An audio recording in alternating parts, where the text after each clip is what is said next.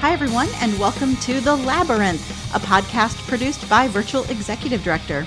My name is Becky Brett, and I'm your host. I'm an intuitive executive coach for artists, content creators, and entrepreneurs. This week on the podcast, I get truthy with Tim Ward, co-author of Pro-Truth, a practical plan for putting truth back into politics. But before we dive into this important and timely topic, have you ever thought of working with a coach?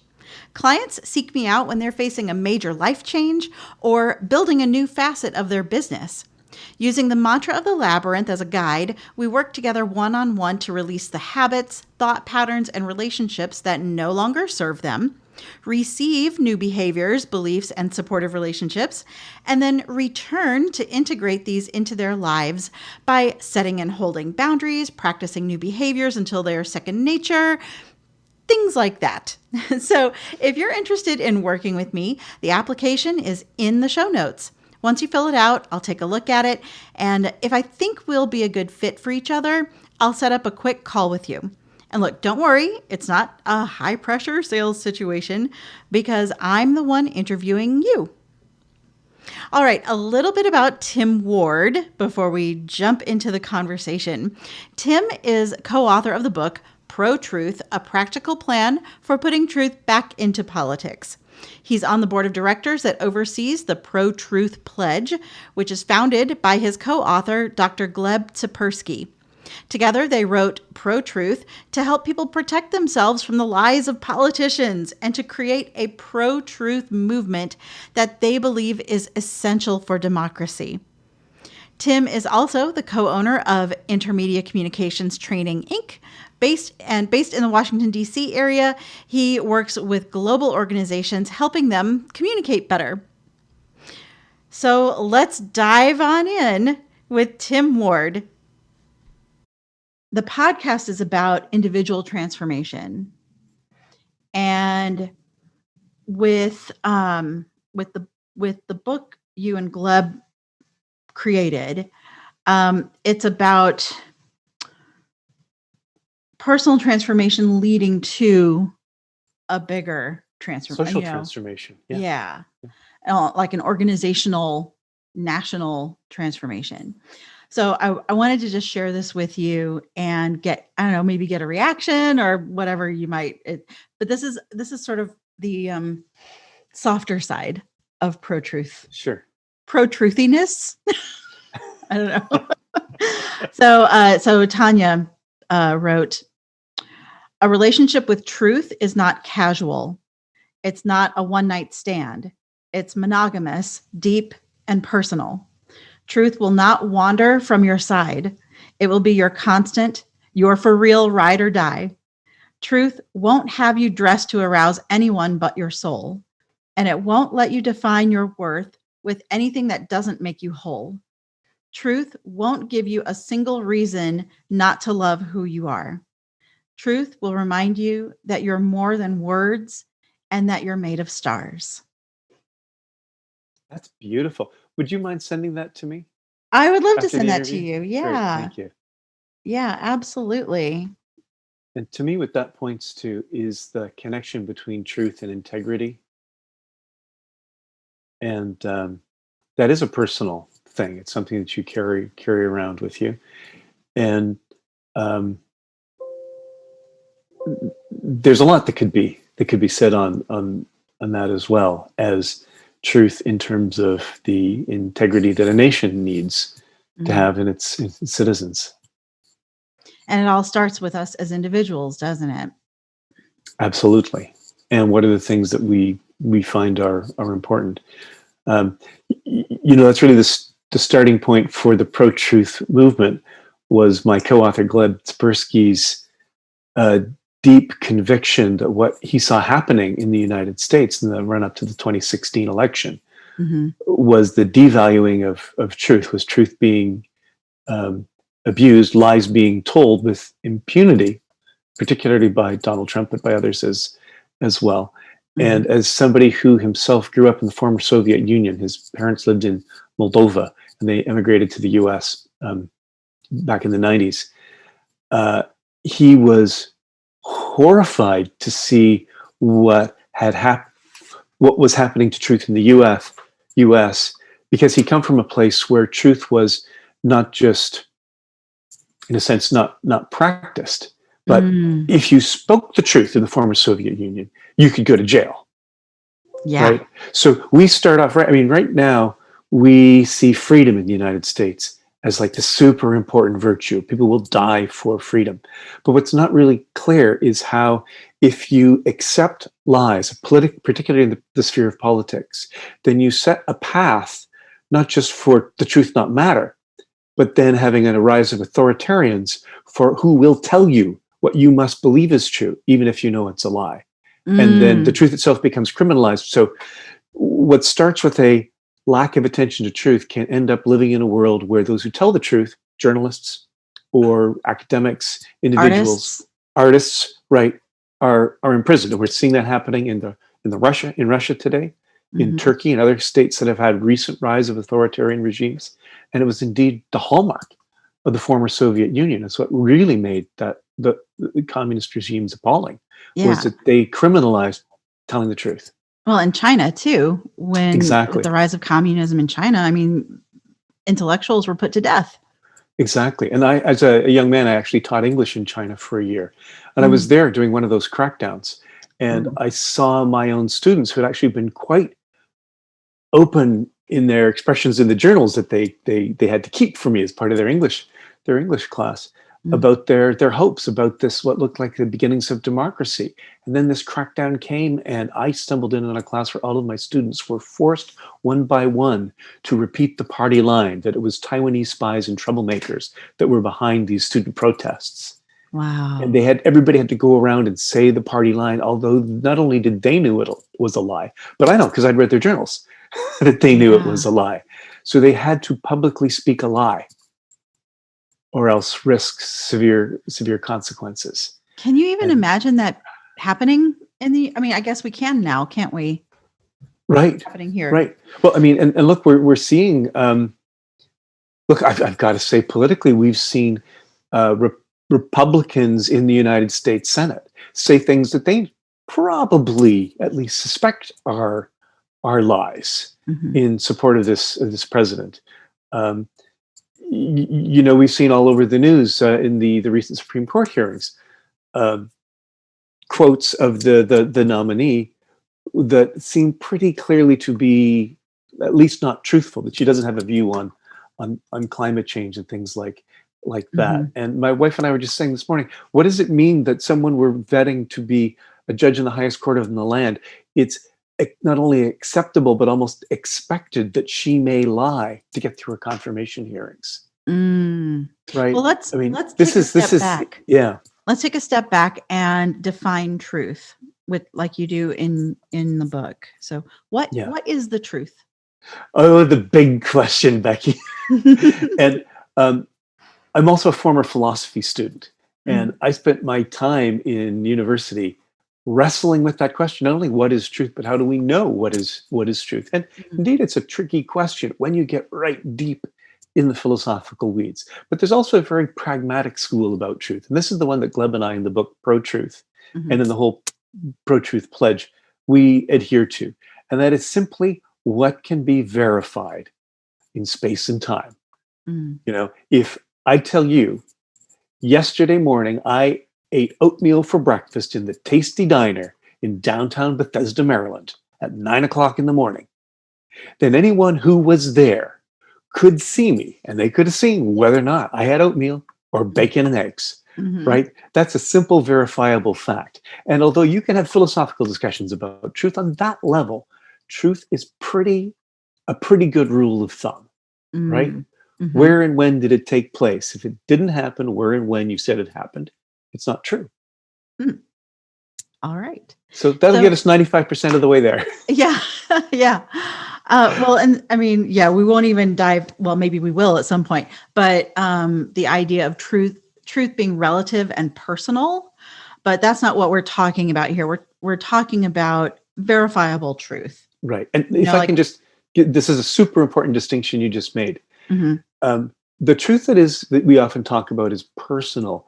usually is connected to things like people's spiritual beliefs, Mm. their moral beliefs, what I call capital T truths. And those are inner values. And they're important. They guide us in our lives. But they're also, because they're inner, they're not things that can easily be externally shared. And so as a result, we often have people in any society with different big T truths. And in fact, that's enshrined in the American Constitution: freedom of religion, Hmm. to believe what you want and to follow your own values in as far as they don't harm others. That's essential to a democracy. But what makes a democracy work is when people with different values can come together, have debates, form policy, compromise, and craft programs for the country.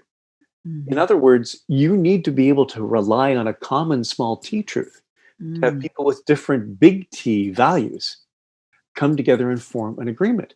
If you lose that small T truth, then you just get people uh, on different parts of the political spectrum making up their own facts and yelling at each other, right? Yes. Right? So the loss of small T truth is actually very harmful for anybody Mm. with a big T truth who lives in a democracy. Yeah. Now that we've got the definition of what we're talking about, let's step into the labyrinth format. So the mantra of a labyrinth is release, receive, return. And so let's talk about what people what's keeping people from accepting the truth? What's Mm. blocking us? What do we need to let go of in order to live truthfully, or to apply truth to politics?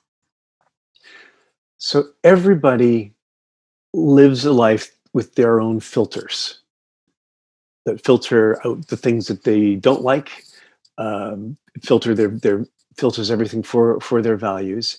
And when the small T facts of the world line up with our big T values of how we think the world is, how it's supposed to be, Mm. there's a certain comfortableness that we feel, right? Just Mhm. like when your favorite sports team wins a game, you feel thrilled, right? So when Yeah. the facts line up with what we believe, we feel thrilled. And when they don't, when our sports team loses, it's really hard for us. And so that is the one of the basic challenges of being human, is how can we learn to hear the truth that doesn't easily fit with our preconceptions of how the world is. This Mm. happens all over in life, right? Whether it's somebody who expects that everybody is going to treat them with kindness and then they get really disoriented when somebody screws them at work, or somebody who thinks everybody's out to get me and then they're disoriented when somebody actually is just genuinely kind to them. So we crave that congruence between what we expect and what the world actually gives us. Um, and it takes a certain level of maturity to release the expectation that the world will Mm. always match what you want it to be. That's Mm. part of growing up. And people who don't grow up have mental health issues around not accepting reality as it is. Um, so that's where truth is fundamental to our own personal health, and we're being able to let go of an attachment to things that are false, what are known as alternate facts these Mhm. days, right? Mhm. That's really important. And the book Pro Truth, and just as important, the Pro Truth Pledge, encourages us to do that. Encourages us not to cling to our current thoughts, but to be able to release them if they don't line up with reality. So one of the things that you're encouraged to do is, if on social media somebody posts something and you think that doesn't sound right to me, you fact check it and you discover it's true, write the person and say, I fact checked your article. It turns out it was true. Thank you for helping me update my thinking, Mm. right? Yeah. Many people are like, no, I can't be wrong, right? I can't be wrong. This thing that looks like a fact, it's better if I just say, no, you're a liar. The news organization that posted it is a liar. That's what we might be emotionally want to do. But a Mm. mature person learns to say, I was wrong. Mm. And you can ask yourself, a friend of mine put it this way many years ago: did God make you to never be wrong?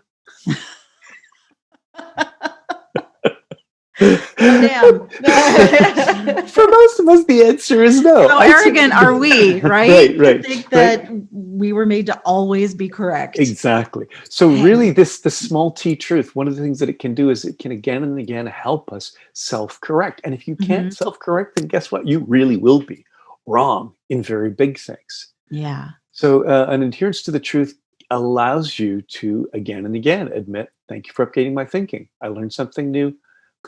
Take down posts if you've posted something that turns out to be false and somebody points it out, right?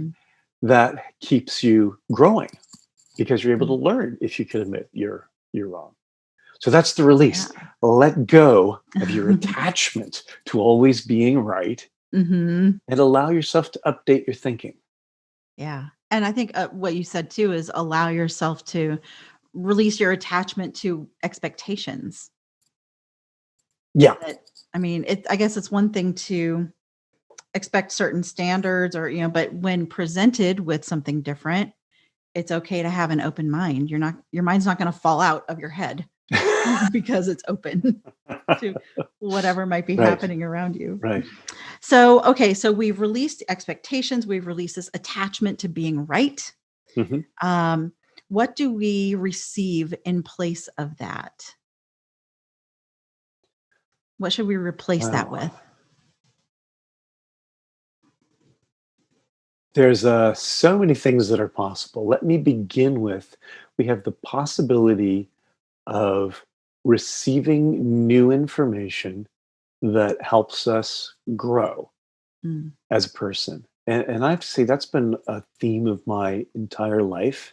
When I was a young man, I went to Asia and I actually spent 2 years traveling through Asia. And I wrote a couple of books about this because I wanted to see the world differently than the lenses of my own culture gave me. And the time I spent overseas helped me to see how many of my perspectives were preformed by my culture and how by letting go of that lens, I could actually learn to see things differently, new, and I could hear things better because my own chatter about how things were supposed to be wasn't so much in the way.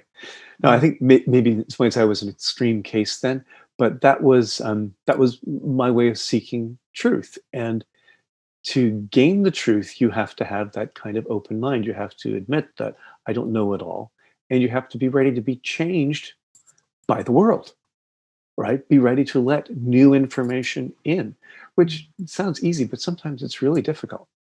Especially when it shakes your core beliefs. Right. How can we be open to that how do we stabilize ourselves so that we can be open to that? I think is what I want to ask. So one is to make truth itself a value in one's life, is to make being able to let go of something when it's been shown to be false and be open to something that might be true, to have an attitude of inquisitiveness about the world, to have that be a part of your orientation. And I believe that's not on the political spectrum, right? An adherence, a desire for truth is neither to the left nor to the right. It could run right across the spectrum, rather than people being so wedded to their opinions that if something is shown not to be true, they may try to bury it, as politicians are always tempted to do.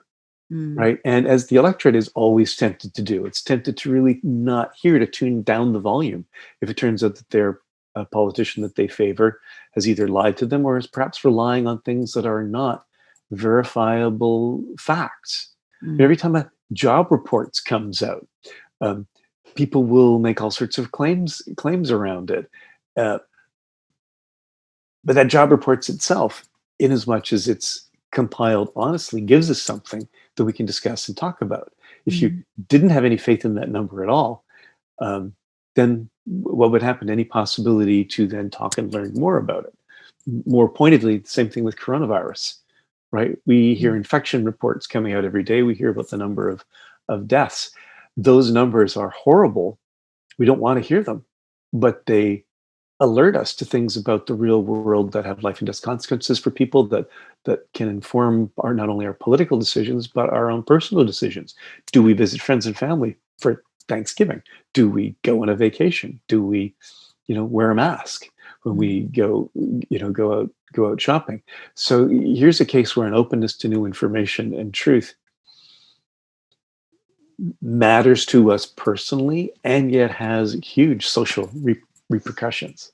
Mm-hmm. So that spirit of curiosity, which is apolitical, is something that can kind of shore up a person to receive information that doesn't match their core beliefs. Exactly. And frankly, if we're not doing that, if we're not constantly having information that doesn't match our core beliefs, we're not going to grow. Yeah. So we have to seek it out. And right now in America's political discourse, just the opposite seems to be taking place. Mm-hmm. I wonder how much of that is like just exhaustion. Like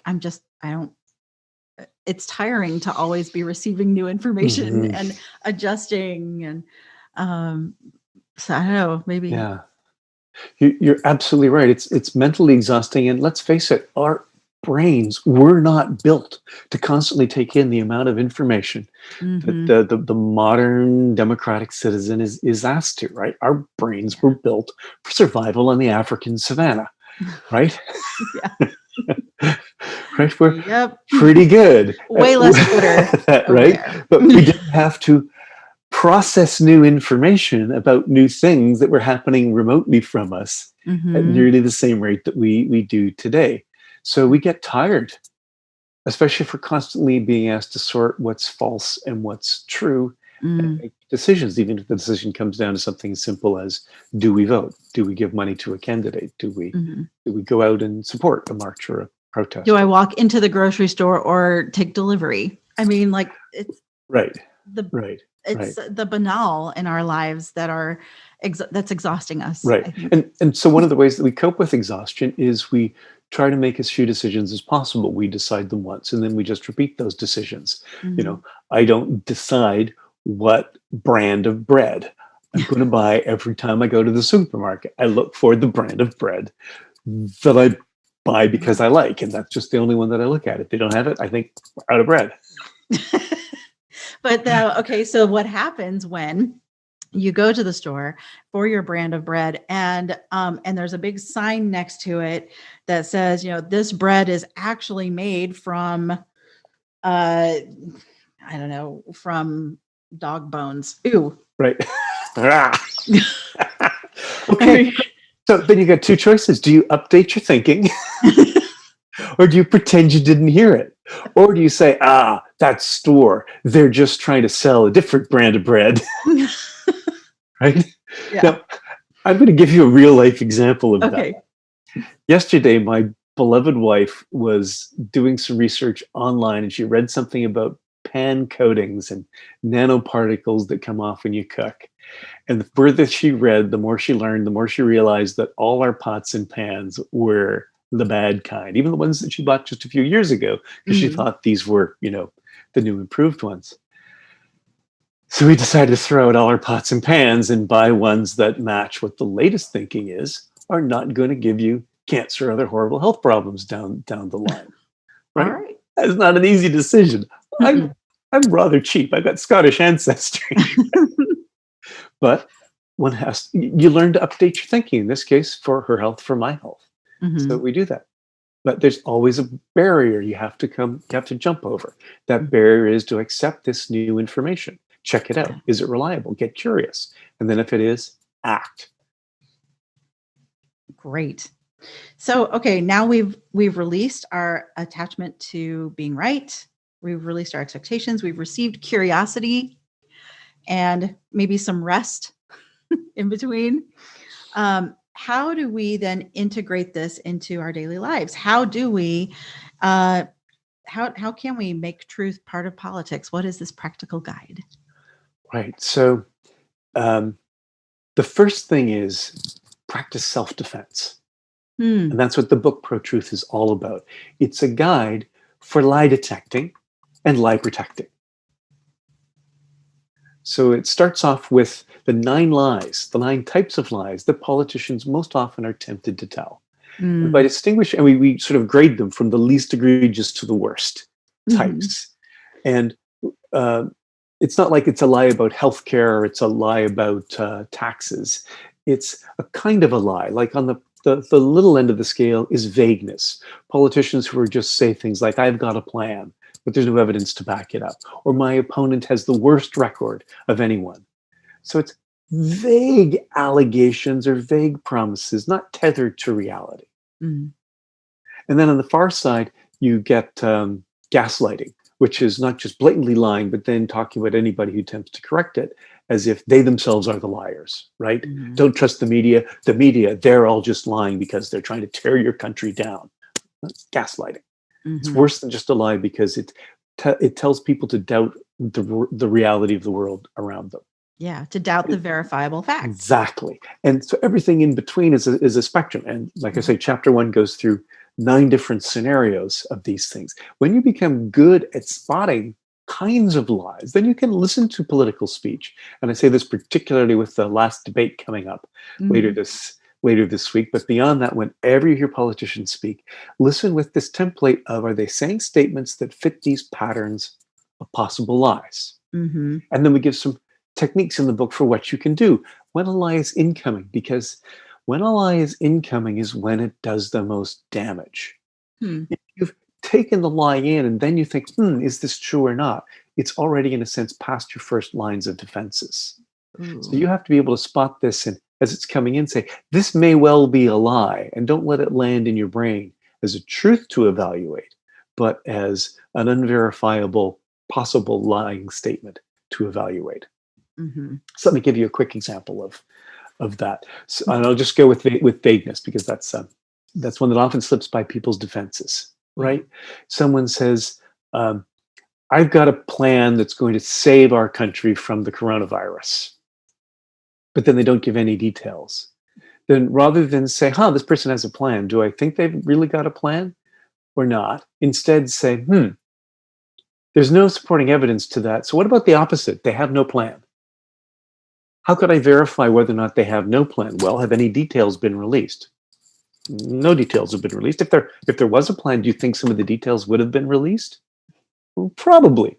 So the fact that they say there's a plan without the details puts that more in the this is a lie category. You can't know for sure, but you can keep your level of suspicion much higher than you would if you first take it in as a possible truth. Mm-hmm. So learn to do that flip technique. Take it in as a possible lie and see if you can verify. Okay. By looking at the lie. I like that. That's a very handy tool. I took notes on the book and wrote down the 9 different scenarios of not telling the truth. We won't say just outright lie. I mean, one is a blatant lie. Right. But there's a lot. Look, y'all, I highly recommend getting this book. You can get it on a Kindle, so you don't need to wait for delivery. But it's almost like the worst drinking game in the world to try and spot each of these during the debate or during any politician's speech at any point. For the folks at home, could you define the illusory truth effect? Sure. When you hear a lie repeated, it starts to seem true. That in a nutshell is how it works. And that in a nutshell is how it works. And con men, con women, many politicians know this. And so they will repeat a lie again and again and again. Now, what's interesting is the mechanism by the way this works. When we hear something once, a new idea that sounds strange to us, our brains don't really get it well. So it takes what's called processing fluency. It takes some time to get the idea for that, because in a sense, you're putting down a new neural track in your brain. But if you hear something a second time, it's a little bit more familiar. The path is starting to become worn. If you hear something again and again and again, then it becomes very familiar. And we tend to process things that are familiar as if they are things that are true. There's a horrific and fabulous example from the 2016 election where Donald Trump said again and again and again, crooked Hillary, crooked Hillary, crooked Hillary. And I remember having conversations with people in the run-up to the election where they would say, Hillary, there's just something I don't trust about her. And I would say, what? And they'd be like, I don't know, but I just, I don't, I just don't trust her. So part of that, now that's a complicated story, but part of it really is that groove that Trump wore in our minds. Even Hillary supporters would say, crooked Hillary, being ironic or sarcastic, but they were repeating it. And when something gets repeated that much, it starts to seem true. They've done fabulous bits of research to show that it's true even in ridiculous things. One set of researchers gave people a list of facts to read, including a kilt is the dress worn by a Scot, is a skirt worn by a Scotsman, right? True. But then they gave some false information that said sari is a skirt worn by a Scotsman, and just having that false information in there then eroded people's ability to determine how much confidence they had that it was a kilt and not a skirt and not a sari that was worn by a Scotsman. So lies don't even have to convince you 100%, but they can take you from like a 10 down to a 9 or an 8. And in politics, that can make a difference. So you have to be very careful to spot this trick when politicians practice it, telling lies in order to have you, even if you know it's a lie, to get your brain so used to it, you'll start to believe it's true. We're seeing this happen right now in 2020. There's some things that the Trump campaign is trying to do. Do we all know are lies? Only his most fervent supporters believe they're true, but they're being put out there to wear a groove in our brains. I don't even want to repeat them. I'm sure your viewers or your listeners know, because I don't want to deepen that groove. Yeah. Well, okay. So in your book, you talk about how to combat this, and in a way, it's the same thing as when you're watching the debates or watching any politician give a speech, how to defend yourself from the lies, and that's to question why there's no information. Reverse the statement. What if the opposite were true?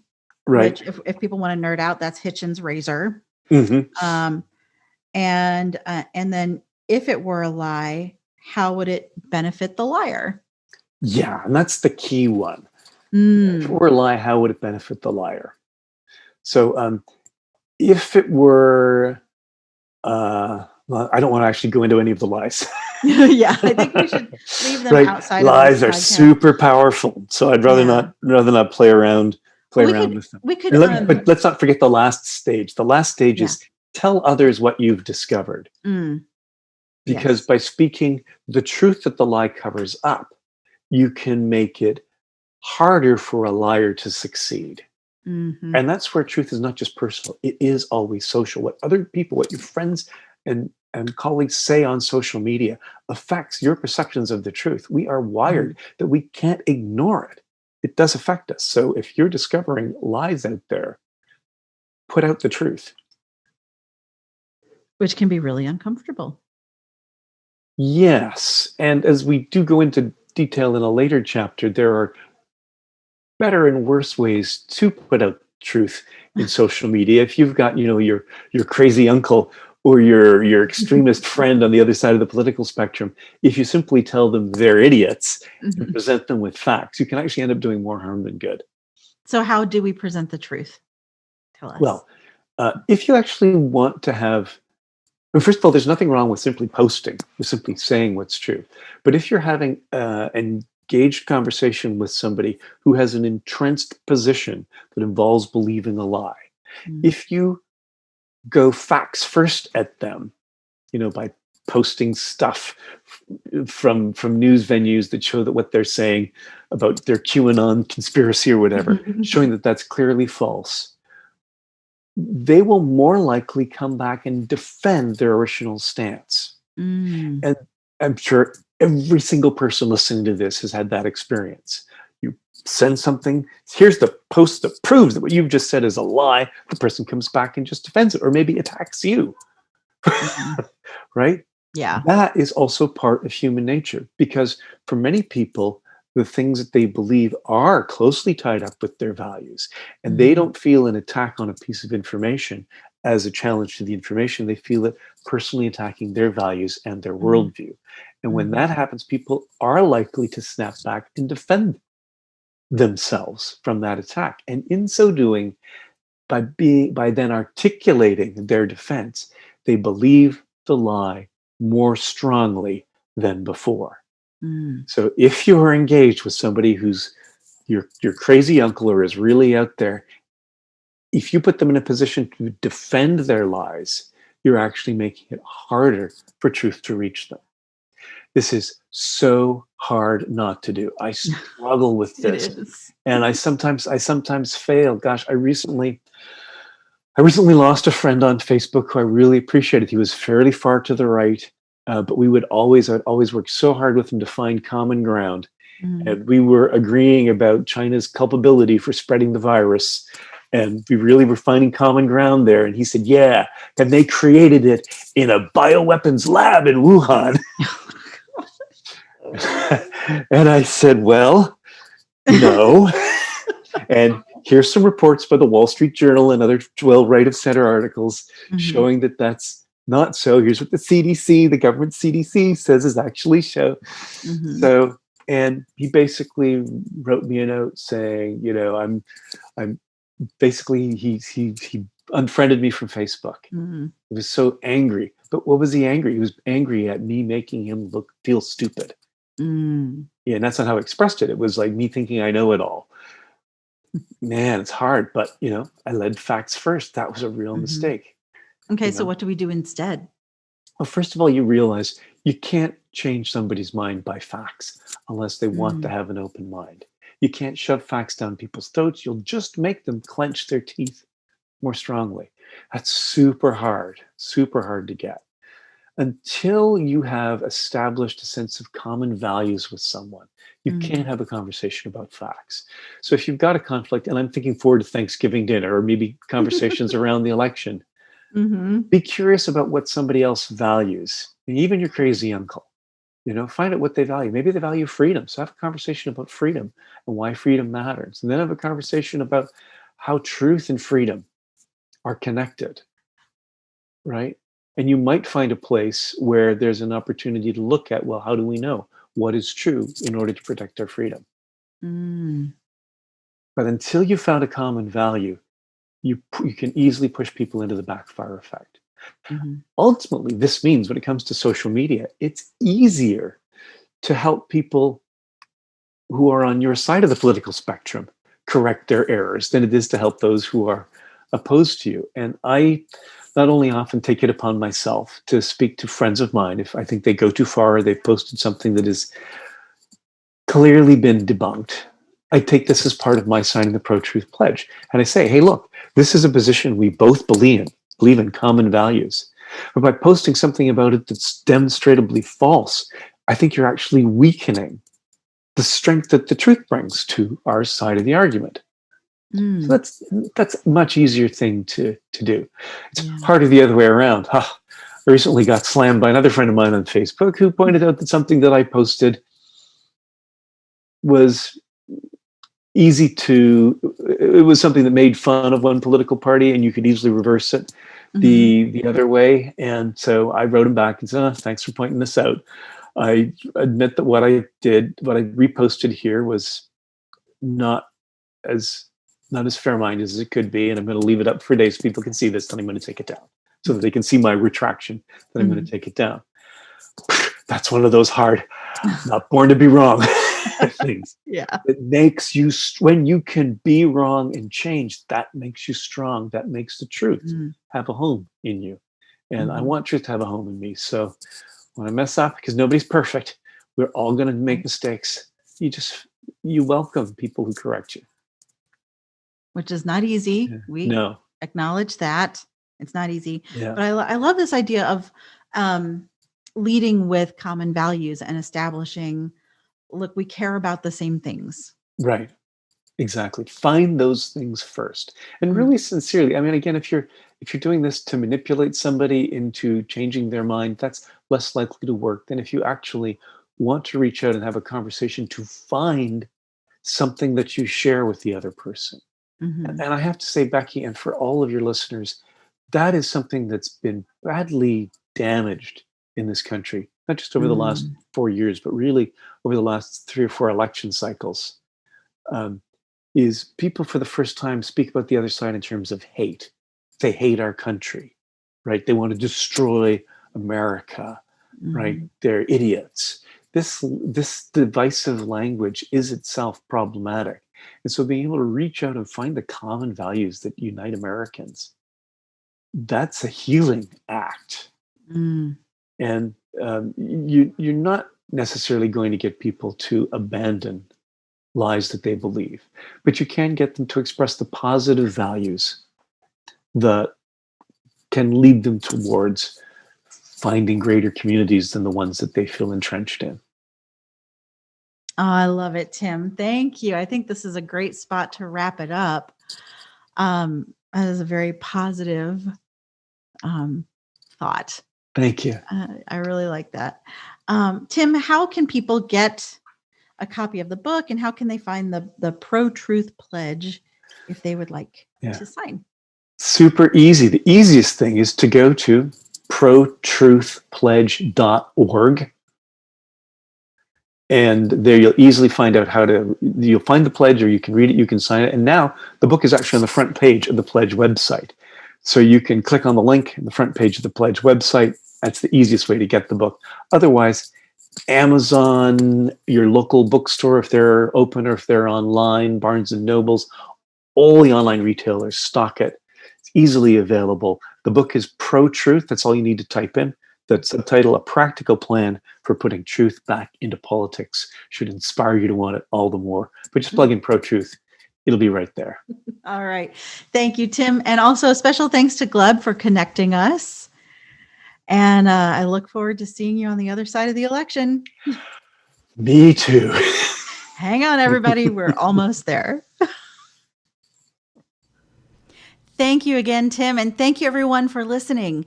If you liked this podcast, please be sure to subscribe, leave a review, and share it with a friend. If you don't already, follow me on Instagram at beckybrett.live for daily inspiration, information, and support. And if you're looking for a coach, the link to my application is in the show notes. I can't wait to hear from you. Enjoy the journey, everyone, and remember, you can lose yourself in a maze, but you can find yourself in a labyrinth.